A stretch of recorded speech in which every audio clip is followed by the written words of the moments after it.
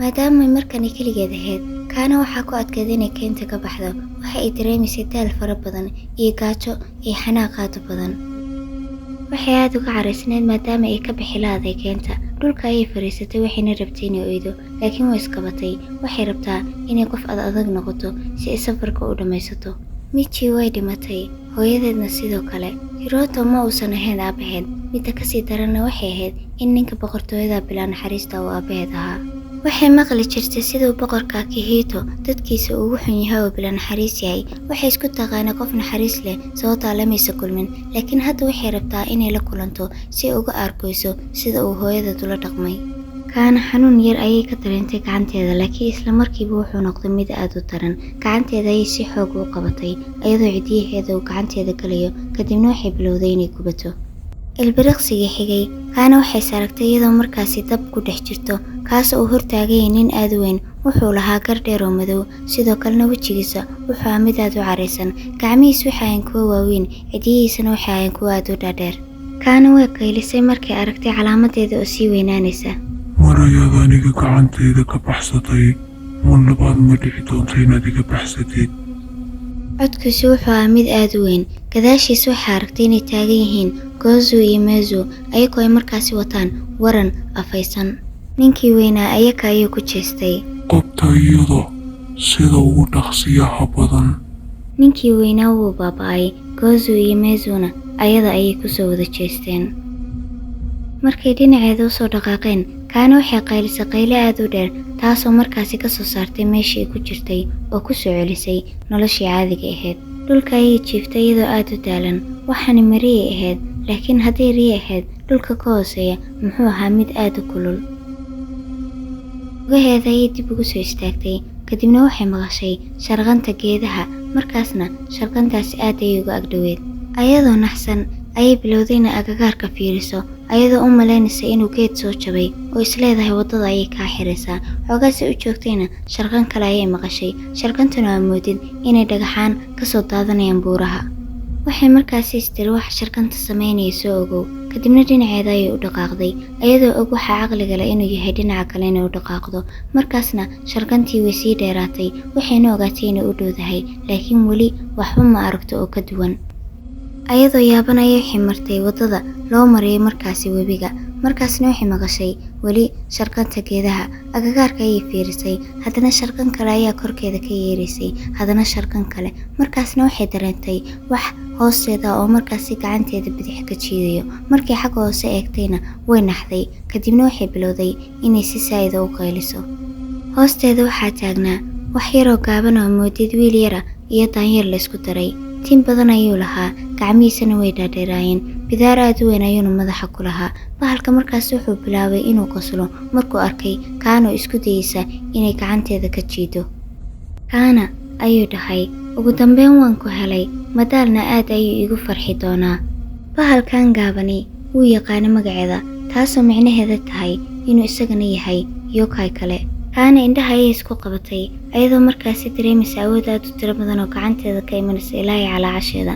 waxay isku dayday inay gacanta iska jiido, laakiin waxay dareentay iyadoo kor loo qaaday oo si xooga dhulka markaasi loogu dhuftay. neeftii ayaa ku dhegtay, adduunkiina wuu la wareegay. markaasi kaana indhaha ayay kala furtay, waxayna fiirisay horteeda, waxayna aragtay bahalkii yaraa oo ku qoslaya. gacmihiisa daciifka xoog ayaa ka buuxay. kaanana waxay garatay inay dhayalsatay. waxay isku dayday inay kacdo, laakiin hal mar ayuu soo qabtay mar labaad, kadibna dhulka ayuu haddana ku dhuftay. kaana waxay dareentay madaxii oo aad u xanuunaya maadaama dhulka lala dhacayay. mar labaad ayuu isku dayay bahalkii inuu soo qabto, laakiin kaana markani isla markiiba way ka leexatay meesha. gacanteeda bidix ayay hore u soo saartay, waxayna dareemaysay awood aad u tiro badan, laakiin intiisa waxba samaynba hore ayuu u tuuray. markaasna wejiga ayay dhulka ku dhufsatay. kaana oo aad u caraysan ayaa markaasi gacanteeda dhulka ku dhufsatay. way istaagtay, markaasna waxaa aragtay bahalkii uu kusoo boodaya. markani diyaar ayay ahayd, isla markiiba gacantiisa ayay soo qabatay, markaasna laad ayay ku dhufatay. markaasi bahalkii gagadaal ayuu u dhacay. kaanana wakhti uu kusoo istaago maba aysa siinin. korka ayay ka fuushay, waxayna bilowday markaasi inay wejiga feer kala dhacdo ayadoo aan wakhtiba siinin. bahalkii wuxuu bilaabay inuu qayliyo xanuunka uu dareemayo darteed. kaana markaasi ceel iyo caro ayay dareemaysay iyo khiyaano. markaasna waxay soo xasuusanaysay dadkii ay weysay iyo sidoo kale cadaabtii loo diray. way ka kacday isaga, kadibna dhulka ayay fadhiisatay, waxayna dareemaysay markaasi ilan ka qubanayso. ilinta qaarkeed ayay iska tirtay, laakiin ka gadaal ayay soo eegtay markii ay maqashay qosol gadaasheeda ka yeeraya. waxay aragtay markaasi bahalkii oo qoslaya, kaasoo aad ugu faraxsanaa nafsadiisa maadaama uu Kaana si aad u fudud u khiyaamay. Kaana waxay soo eegtay dhinacuu markaasi bahalka yaalay, laakiin bahalkii meesha ma yaalo. markaasi meeshiisa waxaa yaalay laangeed oo si xun loo jajabshay. Kaana waxay eegtay markaasi gacmaheeda, kuwaasoo markaasi jeexjeexnaa. gacanteeda midig waxaa ku jiray geedo yaryara. Kaana oo iska soo saartay, kadibna aad ayay u xanaaqday, waxayna go'aansatay inay garaacdo gebigiisaba. Kaana si xoog ayay dhinaciisa ugu soo orday, bahalkiina si fudud ayuu gees uga leexday, taasoo ku sabatay Kaana inay ka dhacdo buurtii xagga hore, waxayna ku dhex dhacday biyihii webiga ee qaboobaa. isla markiiba bahalkii biyaha uu ka soo dabagalay, asagoo ku tashanaya inuu gebi ahaanba Kaana kaga takhaluso meeshan. gudaha biyaha, Kaana waxay isku dayday inay dabaalato si ay markaasi u gaarto xagga kore, laakiin bahalkii ayaa ku dhegay, wuxuuna gashay hidiyihiisa calooshiisa. Kaana waxay dareentay xanuun aad u badan, iyadoo markaasi uu jirkeeda galayo. xoogaa kadibna waxayba aragtay asagoo dhiig aad u badan uu jirkeeda ka soo baxayo. Kaana markaasi waxay dareentay cabsi aad u badan markii ay neefsan weysay, waxayna dareentay bahalkii oo gacantiisa ku sii riixaya, ugu dambeynna uu gudaheeda si fiican u gashay. gacantiisa ayay iska saartay, kadibna waxay isku dayday inay kor u dabaalato, laakiin bahalkii lugta ayuu kaga dhagay asagoo hoos u riixaya. Kaana waxay istiri mar labaad, macquul ma tahay inaad dhiman kartid.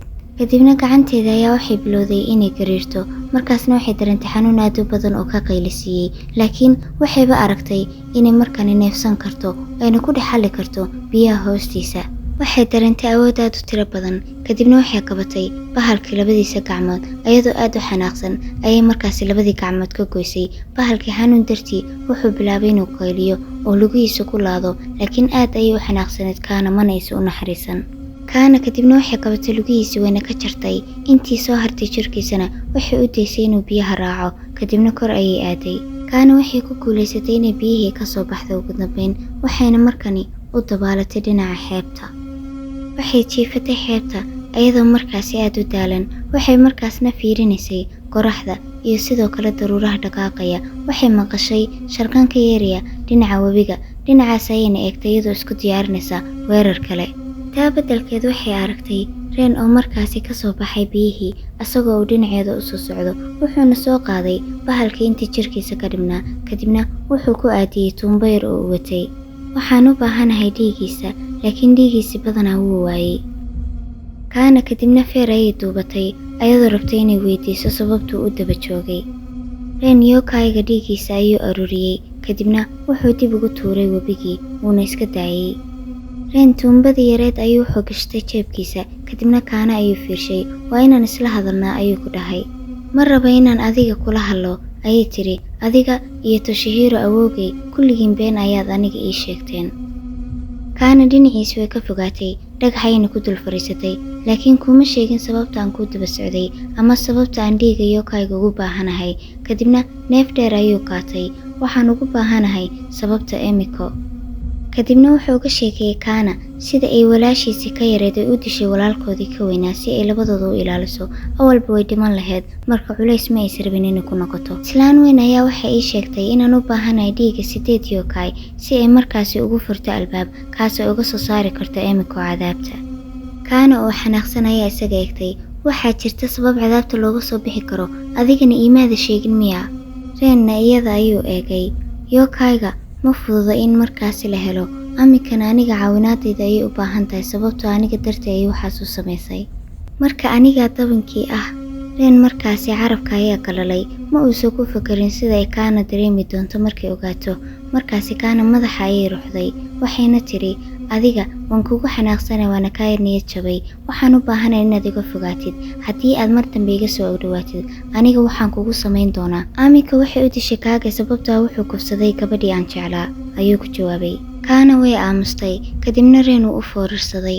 waan ogahay arrintaas sameeyey inay aad u xun tahay, laakiin walaalkay wuxuu ahaa mid aad u xun. bahal ayuu ahaa. gabadhan jeclaa Sakura ayay kufsaday, kadibna markuu dhammaystay uu ka tegay, taasoo ku sababtay iyada inay webiga isku tuurto oo bartaas isku disho. kaana markaasi neefta ayaa ku dhegtay. waxay soo xasuusatay gabadhii yareedoo lagu kufsaday webiga agtiisa oo uu kufsaday ninka foosha xun. ma aysan ogeyn magaciisa, sidoo kalena ma aysan ogeyn inuu ninkaasi ahaa reen walaalkiis. kaana markaasi waxay dareentay inay ooyi rabto, kadibna kor ayay eegtay oo afkeeda ayay furtay ayadoo rabtay inay u sheegto reen runta, laakiin way halli weysay wayna baqday. markaas reen horteeda ayuu taagnaa asagoo ka xishoonaya ceebna dareemay wixii uu ku sameeyey, inkastoo iyada ka darneed waxay samaysay. hoos ayay eegtay iyadoo markaasi dareemaysa murugo aad u badan. waagoodii hore ayaa si un isdhaafay, markaasi iyada wax ayuu ka rabay, ayadana isaga ayay wax ka rabtay, taasoo ah inuu iyada cafiyo.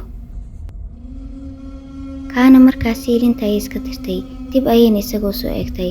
hadalkayga ayaan weli ku taaganaa, adigay ma raaci doonteed sababtoo aniga weli kuguma kalsooni, laakiin walaasha ma aha inay ku silicdo arrinta aad samayso darteed. qof ayaa ku caawin doona aan aqaan anigana, kadibna dhiiga ayaan kuu soo ururin doonaa. safarkan keligiis adiga khatar saa'ida ayuu kugu yahay, ayuu dhahay reen. adiga keligaa safarkan ma geli kartid.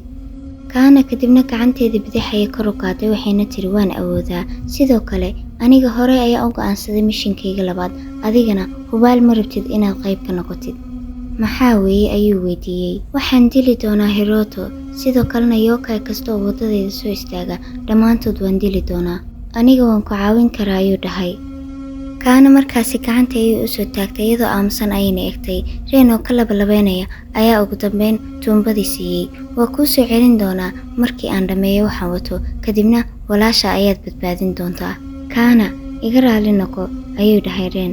ma aysan u jawaabin, keliya tuumbadii ayay maradeeda gelisay, kadibna way jeesatay waxayna bilowday inay lugayso. reen wuu kuustay, kadibna wuxuu u dhaqaaqay dhinaca geeda yara. way diiday inay maqasho ayuu dhahay Toshihiro, kaasoo markaasi ku dhuumanayay geeda yara gadaashooda. way dhaga adag tahay. wuu ka soo baxay Toshihiro meesha ku jiray. dhiigeeda ayuu ku jiraa ayaan u malaynayaa. hadda maxaan samayn doonaa? waxaan ku caawin doonaa inay disho Hiroto. hadday taasi tahay gabadha awoogu ahay waxay rabto, waan siinayaa waxa ay rabto. reen kadibna indhaha ayuu isku keenay. markaasna haddii dhibaato gaadho adiga ayaa ka faa'iidaya soo ma aha. Toshihiro markaasi uu eegay isagoo xanaaqsan. ma og tahay inaan ka helo markaad adiga aamusan tahay? haddana sharqan la'aan aan iyada daba soconno ayuu dhahay. way daba galeen, kadibna waxay bilowday qoraxdii inay dhacdo. dhulkii ayaa kala go'ay, waxaana markaasi ka soo baxay dhulka hoostiisa gacan aad u weyn oo cidyo dhaadheer leh, taasoo wada waran afaysan. waxaana xigtay aad u weyn oo cabsi badan oo ka yeerisay kayntoo dhan, taasoo cabsi gelisay shimbirihii.